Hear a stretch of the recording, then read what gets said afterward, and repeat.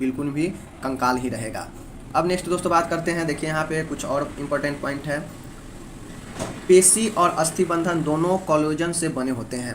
पेशी और अस्थिबंधन जो होता है, अस्थिबंधन क्या होता है, हड्डी से हड्डी को जोड़ता है। पेशी क्या है, तो यह मांसपेशी को हड्डी से जोड़ता है, ध्यान में रखिए। ये कोलेजन से बने होते हैं। कोलेजन क्या होता है, देखिए उपास्थि, उपास्थि क्या है ये भी आपको पढ़ना है दोस्तों। उपास्थि क्या होता है, पेशी क्या होता है, अस्थिबंधन क्या है, ये सभी के सभी आप लोग को पढ़ना है, तो आप लोग इसको देखते जाइए।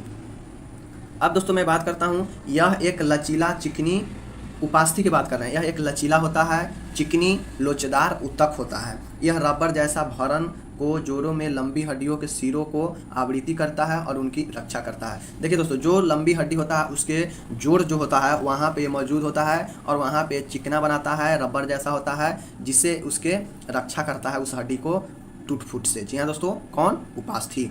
अब हम नेक्स्ट दोस्तों बात करते हैं आप सभी के बीच में उपास्थि में और है, यह पंजर, कान, नाक, श्वास नली, अंतर मेरुदंडीय डिस्क और शरीर के कई अन्य घटकों का एक संरचनात्मक घटक है। देखिए दोस्तों, पंजर कान का भी लचीला होता है, रबर जैसा, नाक भी लचीला होता है, श्वास नली ये भी लचीला होता है, और अंतरा मेरुदंडीय डिस्क जो होता है वो क्या होता है, ये सभी लचीलापन होता है, इसलिए इसमें उपास्थि होता है।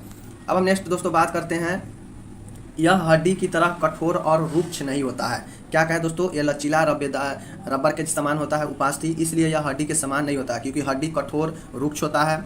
लेकिन यह मांसपेशियों की तुलना में बहुत अधिक कठोर और बहुत कम लचीला होता है। अब देखिए दोस्तों, मांसपेशी जो होता है वो तो मांस है, वो मांस है एक प्रकार से, जो हमारे शरीर को क्या करता है, हरे भरे और मांस होता है वो, तो इसलिए वो ज़्यादा लचीला होता है। लेकिन उपास्थि मांसपेशी से ज़्यादा कठोर होता है, लेकिन हड्डी से कम। अब दोस्तों हम नेक्स्ट इस पर देखते हैं, अगला जो इसका जो ऑप्शन था, अरोलर। अरोलर ऊतक ढीले संयोजी ऊतक का एक प्रकार है। अरोलर क्या है, एक ढीले संयोजी ऊतक का प्रकार है। यह अंगों को एक स्थान में रखता है और उपकला ऊतक को अन्य अंतर्हित ऊतकों से जोड़ता है।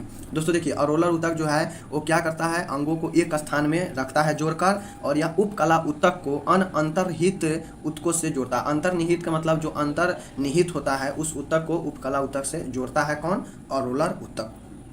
अब बात करते हैं दोस्तों, नेक्स्ट में है कि यह रक्त वाहिकाओं और नसों को भी घेरता है। जो रक्त है, जो दोस्तों नस है आपके शरीर में, उसको भी यह घेरने का काम करता है अलोलर ऊतक। अब दोस्तों देखिए यहाँ पे फिगर है, फिगर देख सकते हैं, ये इस प्रकार से अलोलर ऊतक उसके आसपास रहता है, कैसे। अब दोस्तों नेक्स्ट हम बात करते हैं यहाँ पे, कौन सी ग्रंथि, नेक्स्ट प्रश्न है दोस्तों, कौन सी ग्रंथि अन्य अंतरस्रावी ग्रंथियों के कामकाज को नियंत्रित करता है। तो आपको इसमें से बताना है कौन वह ग्रंथि है जो अन्य अंतरस्रावी ग्रंथियों के कामकाज को नियंत्रित करता है। तो दोस्तों चलिए देखते हैं, थायराइड ग्रंथि है, पिनियल ग्रंथि है, अधिवीर ग्रंथि है, पीयूष ग्रंथि है। तो इसमें से कौन सा सही होगा। तो दोस्तों मैं यहाँ पे बता दूँ, आंसर होगा पीयूष ग्रंथि। पीयूष ग्रंथि जो दोस्तों है वो अंदर में होने वाले सभी अंतरस्रावी ग्रंथियों को क्या करता है, नियंत्रित करता है। इसके मुख्य पॉइंट दोस्तों देख लेते हैं। पीयूष ग्रंथि अन्य अंतःस्रावी ग्रंथियों को कामकाज को नियंत्रित करता है, मोस्ट इंपॉर्टेंट पॉइंट है। पीयूष को अक्सर मास्टर ग्रंथि भी कहा जाता है, ये भी इंपॉर्टेंट है, क्योंकि इसके हार्मोन थायराइड ग्रंथियों, अंडाशय, वृषण जैसे अंतःस्रावी तंत्र एक अन्य भाग को नियंत्रित करता है। किसको किसको नियंत्रित करता है, देखिए यहाँ पे थायराइड ग्रंथि को, अंडाशय जो मादा में होता है, वृषण जो पुरुष में होता है, इन सबको ये नियंत्रित करता है। और ये सभी अंडाशय, वृषण, थायराइड ये सभी अंतःस्रावी ग्रंथि है। अब दोस्तों नेक्स्ट इसमें पढ़ते हैं, देखिए क्या लिखा हुआ है, एक अन्य भाग को नियंत्रित करता है। पीयूष ग्रंथि के दो भाग होते हैं, अग्रलोब और पश्चलोब। ध्यान दीजिएगा, अगर पूछेगा कि पीयूष ग्रंथि के बारे में लिखिए तो ये सारे पॉइंट होगा कि इसके दो होते हैं, अग्रलोब, पश्चलोब। दोनों भाग को अलग अलग कार्य है। यह ग्रंथि मस्तिष्क के आधार पर स्थित है और यह 1 इंच व्यास 1/3 है। देखिए दोस्तों, पीयूष ग्रंथि के बारे में इतना सारा चीज़ है।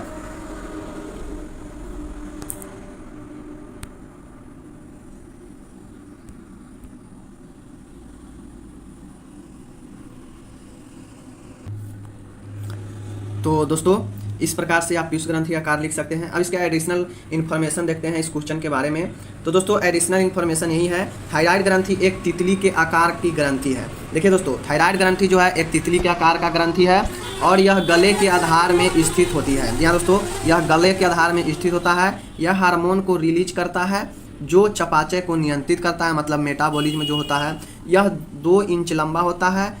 थायराइड अंतःस्रावी तंत्र का हिस्सा है जो ग्रंथियों से बना होता है। यह ग्रंथि हमारे द्वारा खाए जाने वाले भोज्य पदार्थ को चपाचय का कार्य करता है। तो आप सभी देखें किसके बारे में, थायराइड ग्रंथि के बारे में था। अब चलिए आगे देखते हैं हम। दोस्तों इंपॉर्टेंट पॉइंट बहुत इंपॉर्टेंट है, इससे आपका लॉन्ग क्वेश्चन बनेगा, ध्यान दीजिएगा।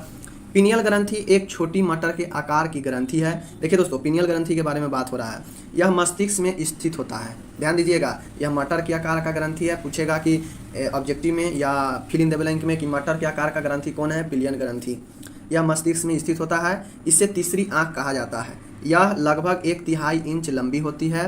यह लाल भूरे रंग की ग्रंथि होती है। पिनियल ग्रंथि अक्सर एक्सरे में दिखाई देती है। जी हाँ दोस्तों, जो ब्रेन का एक्सरे होता है वहाँ पे अक्सर दिखाई देती है। नेक्स्ट बात करते हैं दोस्तों अधिवृक्क ग्रंथि के बारे में। दोस्तों अधिवृक्क ग्रंथियाँ छोटी ग्रंथियाँ होती है, ध्यान दीजिएगा। यह प्रत्येक किडनी के ऊपर स्थित होती है। दोस्तों यह प्रत्येक किडनी के ऊपर स्थित होती है अधिवृक्क ग्रंथियाँ। अधिवृक्क ग्रंथियाँ हार्मोनों का उत्पादन करती है जो आप सेक्स हार्मोन को शामिल किए बिना गतिशील नहीं कर सकते हैं। दोस्तों ध्यान दीजिएगा। उसके बाद है, देखिए दोस्तों, यह ऊंचाई में लगभग 1.5 इंच और लंबाई में 3 इंच होता है और अधिवृक्क ग्रंथियाँ 2 त्रिकोण आकार के अंग है।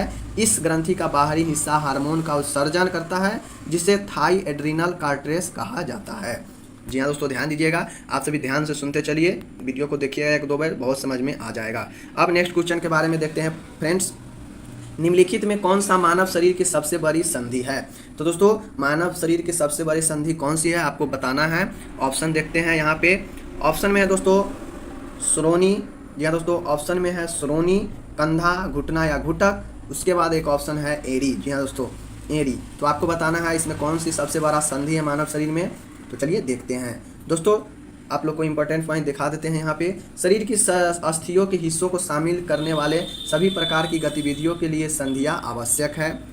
ये संधि अस्थियों के बीच या अस्थियों और उपास्थियों के बीच संपर्क के बिंदु है। अब दोस्तों उपास्थि क्या है तो पहले समझा दिए हैं, अब अस्थि के बारे में पढ़ रहे हैं दोस्तों। उसके बाद पूछता है कि यह संधि अस्थियों के बीच या अस्थियों और उपास्थियों के बीच संपर्क के बिंदु है। उसके बाद पॉइंट है पेशियों द्वारा उत्पन्न बल का उपयोग संधियों के माध्यम से गति करने के लिए किया जाता है, जहां संधि एक आलम्ब के रूप में कार्य करता है। देखिए दोस्तों इसका संधि होता क्या है, तो संधि यही होता है जो अस्थियों के बीच या अस्थियों और उपास्थियों के बीच संपर्क बनाए रखता है।